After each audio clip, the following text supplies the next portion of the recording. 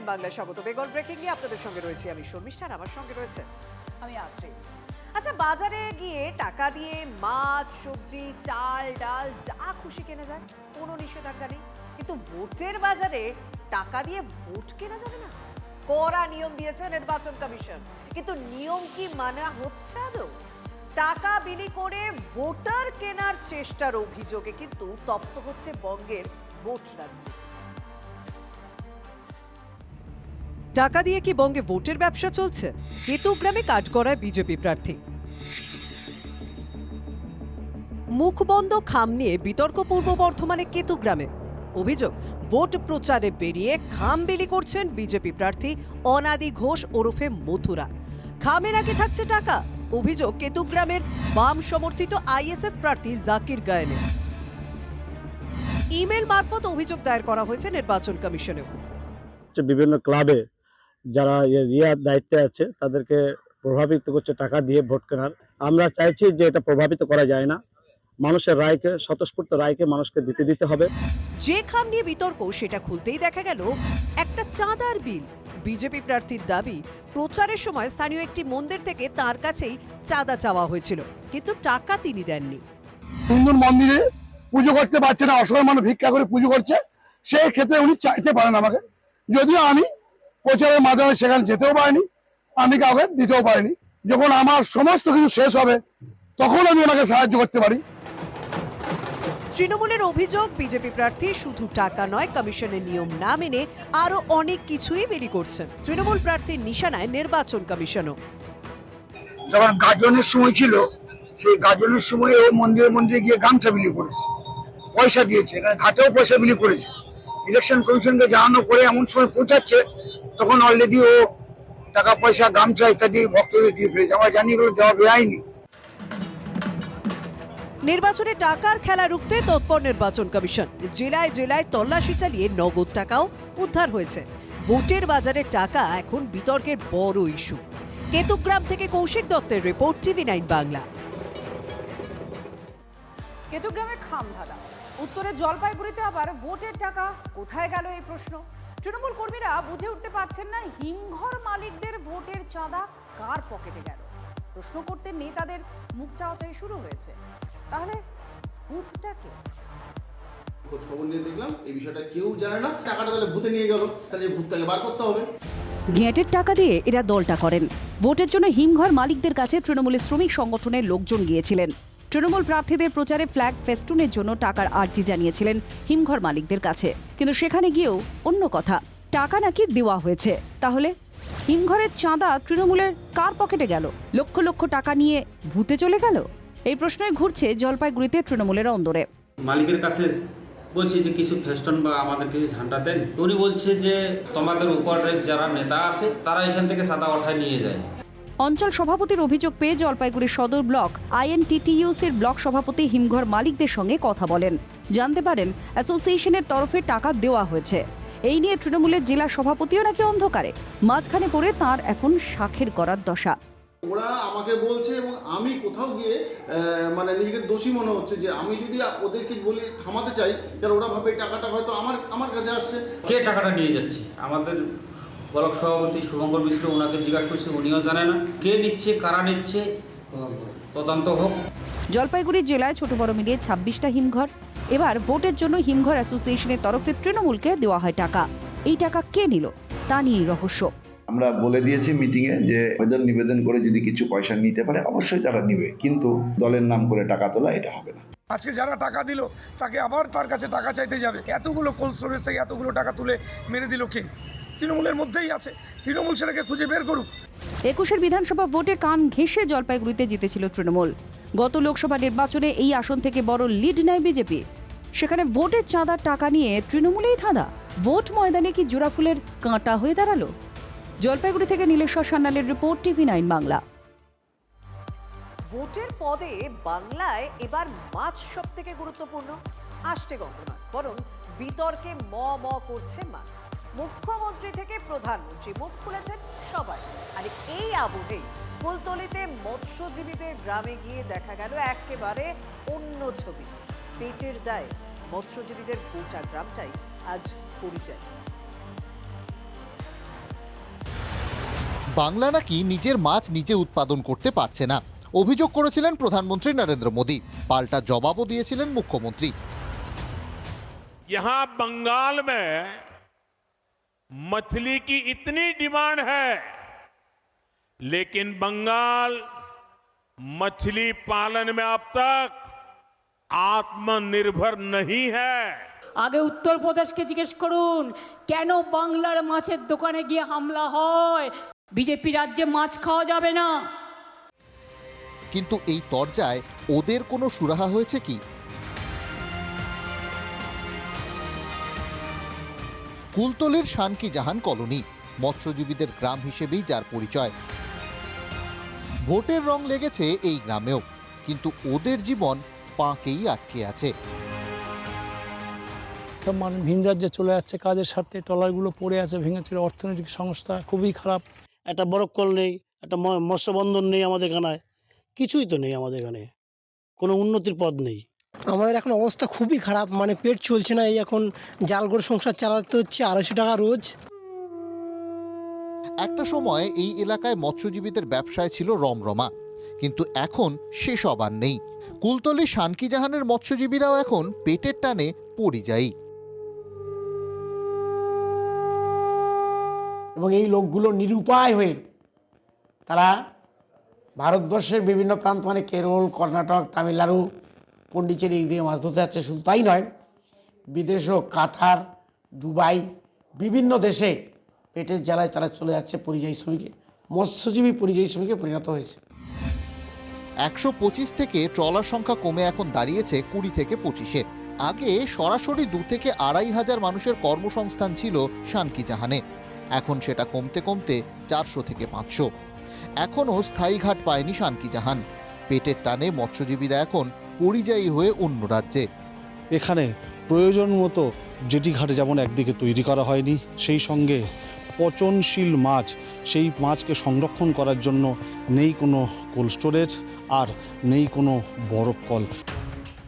মাছে ভাতে মেতেছে এবারের ভোটবঙ্গ, কিন্তু রাজনীতির এই মাছ চর্চায় শানকি জাহানের ভাতের জোগান হবে কি? আমরা চেষ্টা করছি আগামী দিন মৎস্য হাব বা মৎস্য মার্কেট তৈরি করার জন্য আগামী দিন আমাদের সরকার সচেষ্ট হবে। সুন্দরবন কোনো পরিযায়ী শ্রমিক থাকবে না, মৎস্যজীবীরা মাথা উঁচু করে বাজবে এবং নিজের একটা আত্মনির্ভর ভারত এবং আত্মনির্ভর কুলতলিবাসী তৈরি হবে। কুলতলি শানকি জাহানে মৎস্যজীবীর সংখ্যা দিন দিন কমছে। হতাশার হাওয়া গায়ে মেখে এখনো কেউ কেউ স্বপ্নের জাল বুনে চলেছেন। শানকি জাহানের স্বপ্ন পূরণ করতে পারবে মাছের স্বাদে মেতে থাকা বঙ্গ রাজনীতি? কুলতলি থেকে অভিজ্ঞান নস্করের রিপোর্ট, TV9 বাংলা। ভোটবঙ্গে আলু তালুকে আলু নিয়ে তুমুল রাজনীতি। আলু এবং চাষিদের প্রসঙ্গে মুখ্যমন্ত্রীর দাবি খারিজ করেছেন বিজেপি প্রার্থী। মাঠে পড়ে থাকায় কৃষকদের একাংশ বুঝে উঠতে পারছেন না আলু নিয়ে কি করবেন, ব্যবসায়ীরাও ফাঁপড়ে।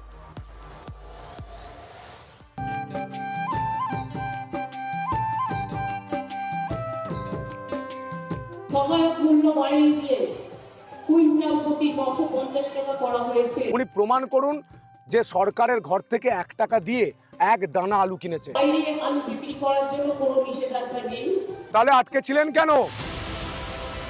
রবিবার আলুর গোলা তারকেশ্বরে গিয়ে আলু নিয়ে একটার পর একটা সরকারি পদক্ষেপের কথা বলেছিলেন মমতা বন্দ্যোপাধ্যায়। তার 24 ঘন্টার মধ্যে তারকেশ্বরের বিজেপি প্রার্থী চ্যালেঞ্জ ছুড়লেন। আলু খেতে গিয়ে তার দাবি, তারকেশ্বরের সভা থেকে যা যা বলেছেন মুখ্যমন্ত্রী তা ভিত্তিহীন। বেচারাম মান্না শিখিয়ে দিচ্ছেন যে ম্যাডাম বলুন হিমঘরে আলু ঢুকেছে।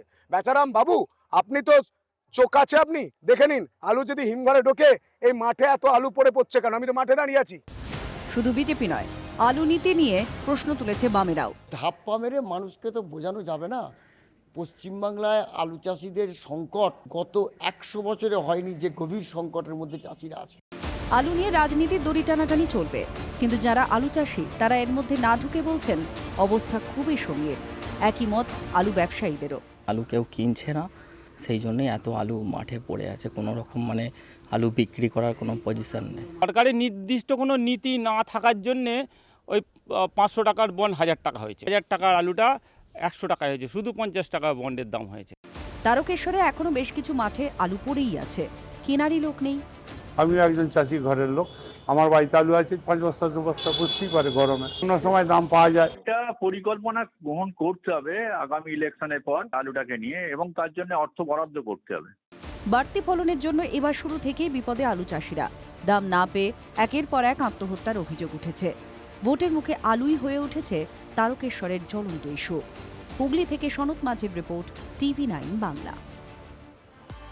তারকেশ্বরে আলু নিয়ে হাহাকার, আর উত্তরে ধূপগুড়িতে আলু চাষির অস্বাভাবিক মৃত্যু।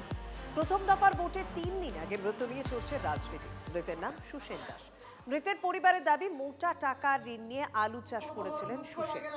ধার দেনা করে আলু চাষ করলেও ফলন ও বাজার দরের ধাক্কায় সেই ঋণ শোধ করা নিয়ে চরম দুশ্চিন্তায় ছিলেন তিনি। অবশেষে সেই মানসিক চাপে গলায় দড়ি দিয়ে আত্মহত্যা করেন। মানসিক অবসাদের জন্য আজকে এই ঘটনা ঘটে। আলুতে লস, প্রচুর পরিমাণে লস। বীজের দোকান পয়সা পায়, সারের দোকান পয়সা পায়, সবাই তো পয়সা, মানে আলু ঋণ শোধ করতে না পেরে আত্মহত্যা। শর্মিষ্ঠা, এবার আমরা দেব ড্রাই ডের খবর। কারণ নির্বাচন আর সেই নির্বাচনের আগে যে সিদ্ধান্ত নেওয়া হয়েছে, রাজ্যে মদ বিক্রি করা হবে না। আজ থেকেই গোটা রাজ্যে বন্ধ মদের দোকান, হোটেল, রেস্তোরাঁ, বার, ক্লাবেও মদ বিক্রি, পরিবেশন, সরবরাহ সব বন্ধ করা হচ্ছে। আর ভোটের কারণেই এই ড্রাই ডের নির্দেশ জারি করেছে নির্বাচন কমিশন। দীক্ষা আমাদের সঙ্গে রয়েছেন। দীক্ষা, 2 দফায় ভোট, একেবারে প্রথম দফার শুরু থেকে আমরা দেখছি গোটা রাজ্যে বন্ধ করে দেওয়া হচ্ছে, কোনো নির্দিষ্ট কারণ? দেখো, নির্দিষ্ট কারণের মধ্যে নির্বাচন কমিশন এবারে প্রত্যেকটা পদক্ষেপে যে খুব কড়া পদক্ষেপ নিচ্ছে সেটা আমরা দেখেছি।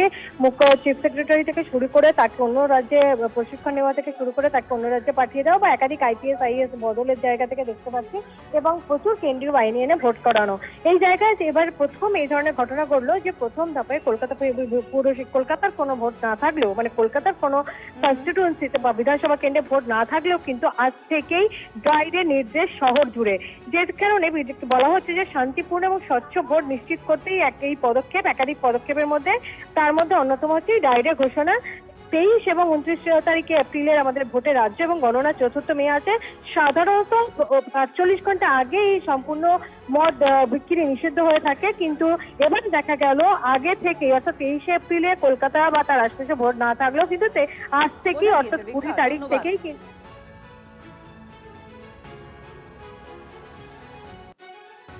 কাউন্টডাউন শুরু হয়ে গিয়েছে। আর মাত্র কয়েক ঘন্টার অপেক্ষা বৃহস্পতিবার 26 বঙ্গযুদ্ধের প্রথম দফার ভোট গ্রহণ। কিন্তু তার আগে বোমার আওয়াজে কেঁপে উঠল মুর্শিদাবাদের ফারাক্কা।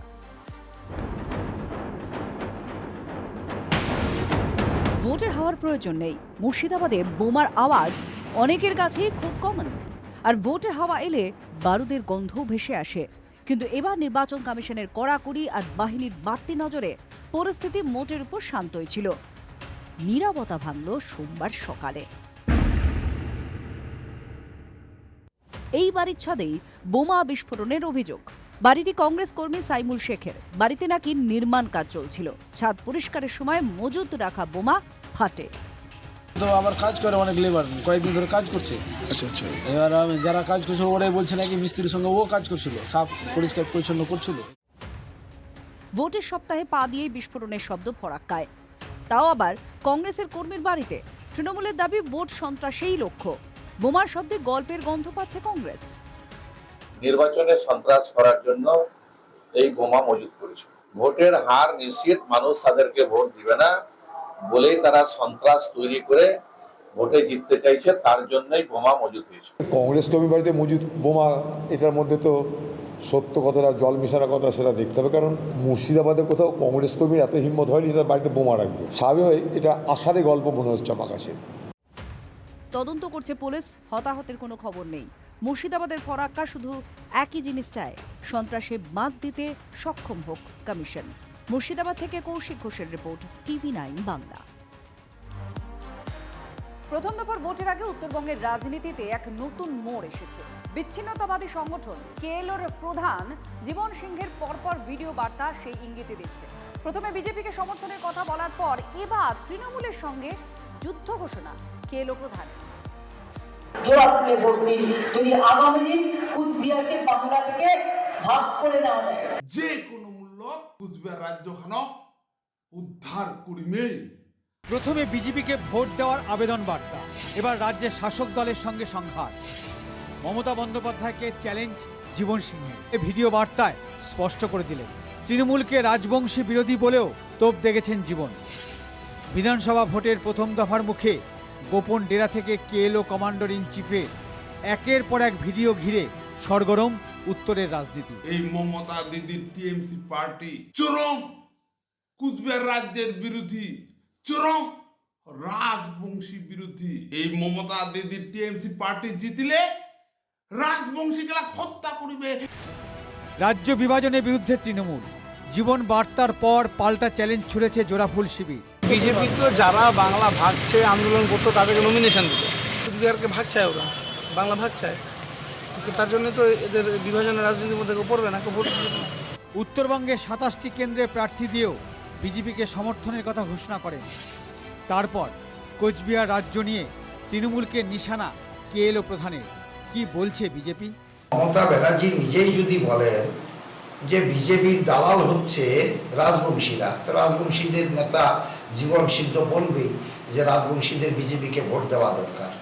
কোচবিহার রাজ্য ফিরে পাওয়া, কামতাপুরী ভাষাকে সংবিধানের 8ম তপশিলি অন্তর্ভুক্তি, কোচ কামতাপুরীতে তপশিলি উপজাতির স্বীকৃতি দেওয়ার দাবিতে কেন্দ্রের সঙ্গে আলোচনা চালাচ্ছেন জীবন সিংহরা। এই ইস্যুতে রাজ্যের সঙ্গে তাদের বিবাদের জায়গা ক্রমশ বড় হচ্ছে। জলপাইগুড়ি এবং কোচবিহার থেকে নীলেশ্বর সান্যাল এবং সুমন কল্যাণ ভদ্রের রিপোর্ট, TV9 বাংলা। এবার একটা ভালো খবর শোনাবো আপনাদের। 16 তারিখ নদিয়ার 94 বছরের এক বৃদ্ধের কথা আপনাদের দেখিয়েছিলাম, মনে আছে? হাতায় কলমে মৃত, তাই সব সরকারি প্রকল্প থেকে নাম বাদ গিয়েছে। খাবার জুটছিল না বৃদ্ধ ও তার স্ত্রী। সেই খবর আমরা তুলে ধরেছিলাম, আর সেই খবর দেখে এক প্রাক্তন সেনাকর্তা এগিয়ে এলেন তাদের সাহায্যের জন্য। ভালো লাগছে, কিন্তু এখন চাল কিনবো, এখনই চাল কিনবো, বেশি করে চাল কিনে আনবো, অসুবিধা হবে না। হ্যাঁ, দুবেলা দুমুঠো ভাত এবার পাঁচু গোপাল বাবু ও তার স্ত্রীর মুখে উঠবে। TV9 বাংলার খবর দেখে 94-এর এই বৃদ্ধর পাশে এসে দাঁড়িয়েছেন প্রাক্তন CRPF অফিসার বিপ্লব বিশ্বাস। যতদিন না পাঁচু গোপাল বাবুর ভাতা চালু হচ্ছে ততদিন এই বৃদ্ধ দম্পতির পাশে থাকার কথা জানিয়েছেন প্রাক্তন সেনা অফিসার। আমি এই যে TV9-এর যে খবরটা আমি দেখেছি, দেখে যে পাঁচুবাবুর এরকম আর্থিক দুরবস্থা, উনি বার্ধক্য ভাতা পাননি, সেই ব্যাপারটা দেখে আমার কিন্তু খুবই খারাপ লেগেছে। ভগবান নিশ্চয়ই ওনাদের দেখবেন। উনি যে আমাদের পাশে দাঁড়ালেন নিজের ছেলের মতো, আমার খুব ভালো লাগলো। আমাদের পাশে কেউ নেই, জীবিত মানুষ খাতায় মৃত, তাই সব সরকারি প্রকল্প থেকে নাম কেটে গিয়েছে। ওষুধ কেনার টাকা তো দূরের কথা, দুমুঠো ভাত খাওয়াও হয়ে উঠেছিল স্বপ্ন। সরকারের দরজায় ঘুরে ঘুরেও সমস্যার সমাধান হয়নি। 16 তারিখ আমরা সেই খবর তুলে ধরেছিলাম। খবর দেখে রাজনীতিও গুটি গুটি পাঁচু গোপালের বাড়িতে এসে হাজির। কৃষ্ণগঞ্জের বিজেপি প্রার্থী সুকান্ত বিশ্বাস পাশে থাকার আশ্বাস দিচ্ছেন। রাজনীতির আলাদা পার্ট, আমরা এখানে ভোটের রাজনীতি করতে আসিনি। এইরকম একজন ব্যক্তির পাশে যদি না দাঁড়াতে পারি তাহলে রাজনীতি করাটাই ঠিক। প্রাক্তন CRPF অফিসার বিপ্লব বিশ্বাসের আশ্বাসে আপাতত কিছুটা হাসি ফুটেছে 94-এর বৃদ্ধের মুখে। কিন্তু এই হাসি যাতে স্থায়ী করার দায়িত্ব তারা কবে কাজ শুরু করবেন, খাতায় কলমে কবে আবার বেঁচে উঠবেন পাঁচু গোপাল? TV9 বাংলা। পুরুলিয়া যোগীর সভায় বুলডোজার চড়ে হাজির বিজেপি কর্মীরা। জয়পুরের ডাকবাংলো ময়দানে যোগী আদিত্যনাথের সভায় ঝালদার বিজেপির মণ্ডল সভাপতির অনুগামীরা বুলডোজার চড়ে এলেন। দুর্নীতির বিরুদ্ধে বুলডোজার চলুক দাবি সভায় আসা বিজেপি কর্মীদের। অবৈধ বাড়ি ভাঙতে গেলে বুলডোজার লাগে, আর বুলডোজার লাগে কোথায়? যেখানে নোংরা পরিষ্কার করার জন্য। বর্তমানে পশ্চিমবাংলায় যেমন 2017-এর আগে উত্তরপ্রদেশে হয়েছিল, যোগীজি মহারাজ কি করলেন? উনি কিন্তু যেদিন থেকে মুখ্যমন্ত্রী হয়েছেন প্রথম দিন থেকে বলেছিল গুন্ডাদের এখানে স্থান নেই, যারা গুন্ডা আছো গুন্ডামি বন্ধ করো, নচেত এখান থেকে সরে যাও। যেই বার্তা দিয়ে উনি কিন্তু শুরু করেছিলেন ওনার রাজনীতি, সেই রাজনীতি আজকে সারা বিশ্বে কিন্তু প্রতিটা মানুষের কাছে খুব ভালো আকারে ধারণ করেছে। সেই রাজটা কিন্তু পশ্চিমবঙ্গতেও চাইছে পশ্চিমবঙ্গের মানুষ।